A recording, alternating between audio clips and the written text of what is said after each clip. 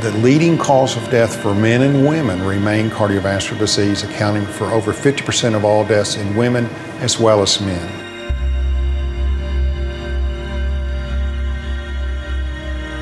It's a startling statistic that most of us are surprised to hear. Why are so many women dying from heart disease? Could it be that in the whirl of errands and family obligations, not to mention holding down a job, we get too busy and forget to listen to our own bodies? It is easy to get out of touch with ourselves and miss even obvious signs that our hearts may be at risk.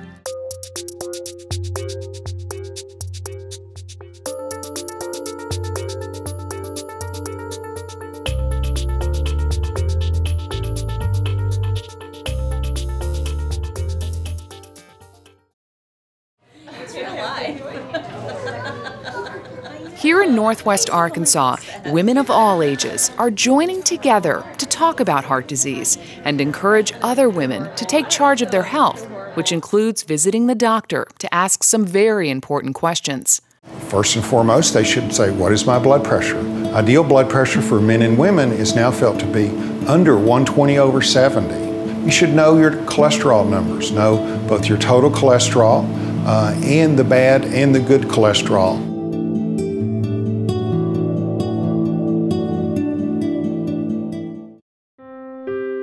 What can you do? Stop smoking, choose a heart-healthy diet, exercise daily, and finally, limit your alcohol. Drinking too much can raise blood pressure and lead to heart failure or stroke. When it comes to saving your heart, the use of CPR and AEDs are also crucial. Just ask Betsy Phillips, who almost lost her son 23 years ago on a high school football field. I can remember the day and the date very easily because it was my sister's birthday, November the 7th, 1986. And we were playing Fayetteville. And Fayetteville was our biggest rival. Late in the third quarter, Springdale's All-America defensive tackle Mackenzie Phillips slipped to the turf. Mackenzie just didn't get up after that play. And one of my friends said, I think that's Mackenzie. And I said, I know it is. And so I said a little prayer real quick. And then I hopped up and I went over the fence. When I got over there, he just wasn't breathing.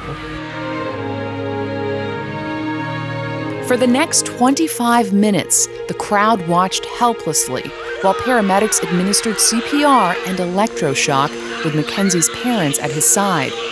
Mackenzie had suffered cardiac arrest. Couldn't imagine anyone that young going into cardiac arrest.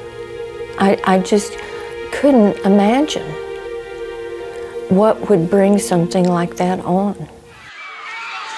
For Mackenzie, it was asthma. When he couldn't breathe because of the asthma, that caused him to go into cardiac arrest.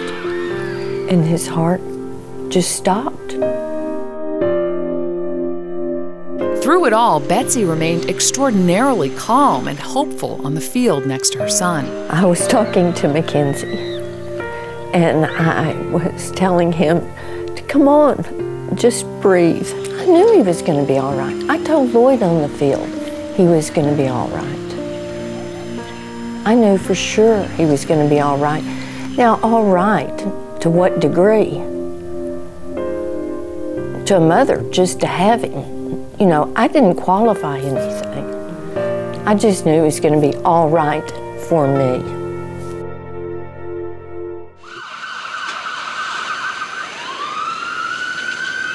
Mackenzie was rushed to the emergency room where doctors, including cardiologist Dr. Joel Carver, worked fervently to get a pulse. Mackenzie was hooked up to a wall full of apparatus.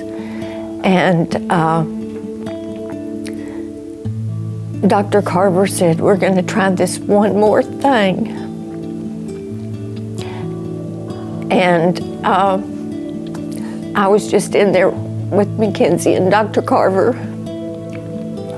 And when he did it, he got a little flutter and he started getting a heartbeat. And it was just really, but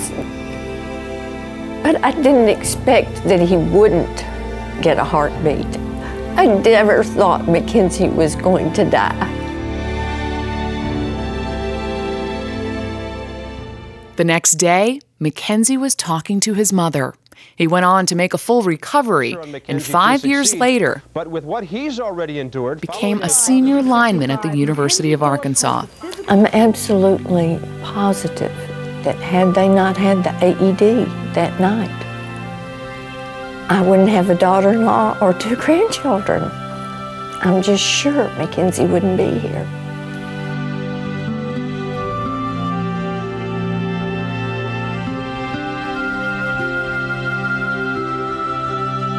Today, national health groups and government leaders, including Arkansas's own Senator Blanche Lincoln, are urging Congress to pass federal legislation like the Heart for Women Act. This bill is designed to improve the prevention, diagnosis, and treatment of heart disease and stroke in women.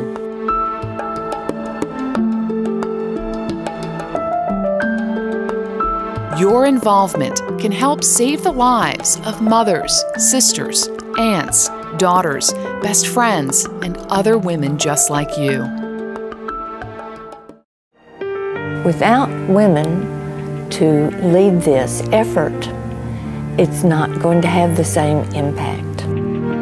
Without the American Heart Association, I think my life would have been very different.